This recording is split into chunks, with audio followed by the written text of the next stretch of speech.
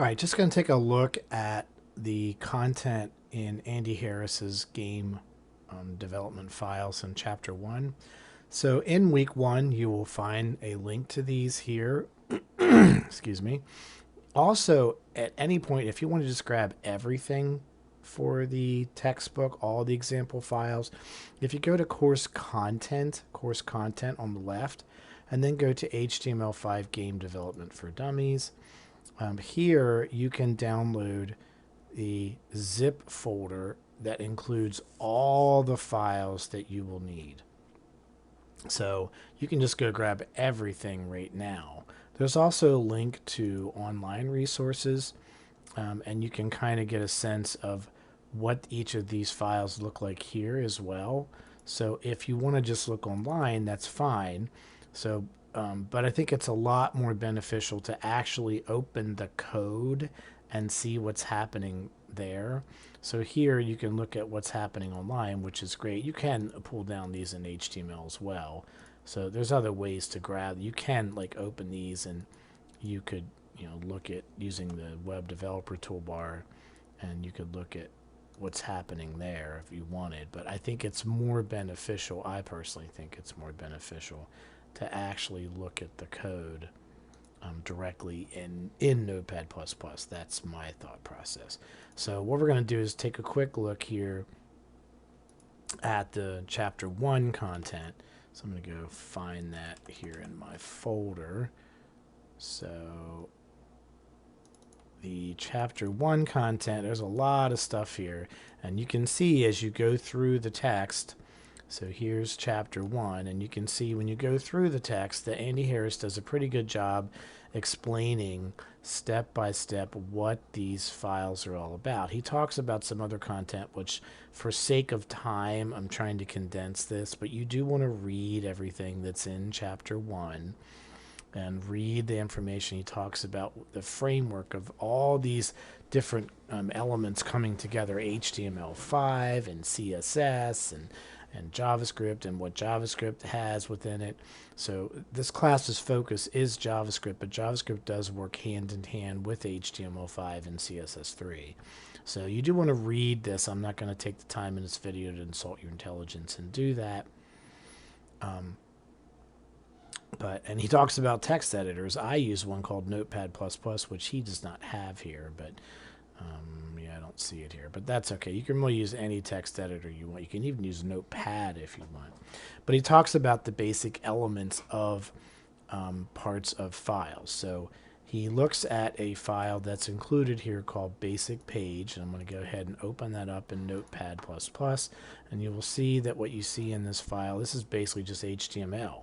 That's all you see here. This is straight up HTML. There is no JavaScript in this. It's just HTML content, and that's what we get. But then he starts to enhance this by looking at a file called add_pic. And this is the add_pic file, and you can see that he's going to add an image called gugu1.png. So that's the name of the image file, which is the source for this image tag. Notice there's also an alternate attribute, which is there for accessibility. So that image called gugu1.png, that is this image right here. This is the gugu1 image. So we're going to see this puppy. That's that image. And we're going to see that show up. So notice the way images work is you have to kind of point to them. That image as well, that image is inside this same folder. Now there's a lot more stuff in here than what we need. But at the bare minimum, we got to have that image in the same house, lives in the same place as this file called add_pic. So I go to look at this in the browser, and that's what I see. So these are pretty basic HTML files to get us started. So the next example that we look at that Harris shows us is how to add a link. So I'm going to go add and open up, and I'm going to look at Notepad++, file called add link. So the image is still there, but now this page has an area of text that is clickable. So it's clickable text. So this text, begin your adventure, when I click it, it will open a file called choosetool.html. Where is choosetool.html? Lives in the same house as add link. So these two files, this file has to be a file that we can get to. You can do links that are on the web that are links that are not relative. They're absolute. They take you somewhere else. But this is a relative link, meaning they live in the same house. So when I click on Choose Tool, I'm going to open up the file Choose Tool, which I'll open that very briefly.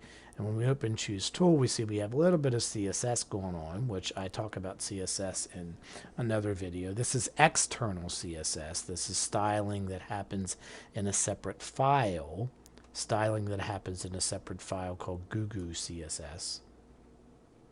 And we'll see that the HTML here also has a couple images with links. So the image itself is clickable content. So I can click on this image or click on this image, and then there's another image just kind of hanging out in the middle. So these images have to live in the same house as choosetool.html. So let's go back and look at add link and see what that looks like in the browser.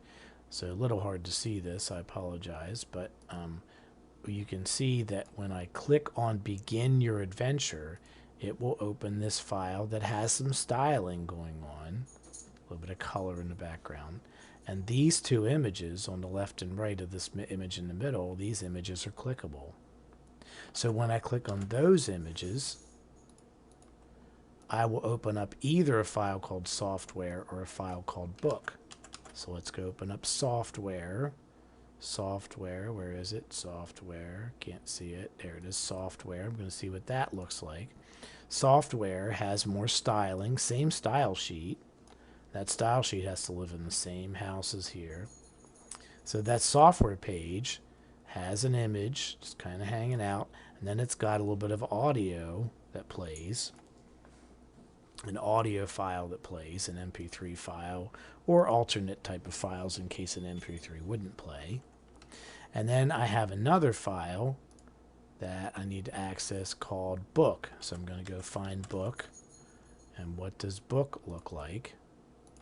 So book looks like this.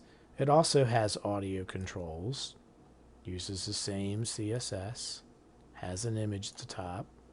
And it as well has another link called Start Over that goes to Begin. And Begin, I believe, is where we started. Well, sort of. Begin takes us on to another file.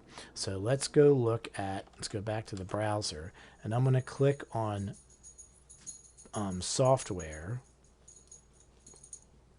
If I click on software, I can see this. Now, you're not going to hear this. I could click on this audio file because I have a headset on, but you can hear that it opens up an MP3 file that Andy Harris himself made with an audio tool program. I think he probably used Audacity, but it'll play a little audio file that he made of him talking. And then if I go back, I could go to the book version, and I can see here's the image is slightly different, another audio file that he made. Actually, is there a link? Yeah, so I could go to try again. That's another page that opens up. Or when I go to the book, I can go to start over. And it brings me back to the Adventures of Gugu, and I can click begin my adventure, which takes me back to here. So it ends up in a loop, really, is what I end up with between pages. But you can see in chapter 1, what you want to do is take the time to read through this content and open up the HTML files and try to dissect what's happening. You can even try to break them, because the good news is you can just download them again. So if you mess anything up, you can download these again. So this is definitely something that you need to take the time to read through. You might want to even look at the CSS a little bit. I do have a video that talks about CSS, but you want to take the time to read this content, open the files and try them out to understand better what's happening in these basic HTML files. All of this content in chapter 1, We're not really doing any JavaScript at all yet. This is just HTML with a little bit of CSS. That's really all this is. But please take the time to read the text and go through these example files.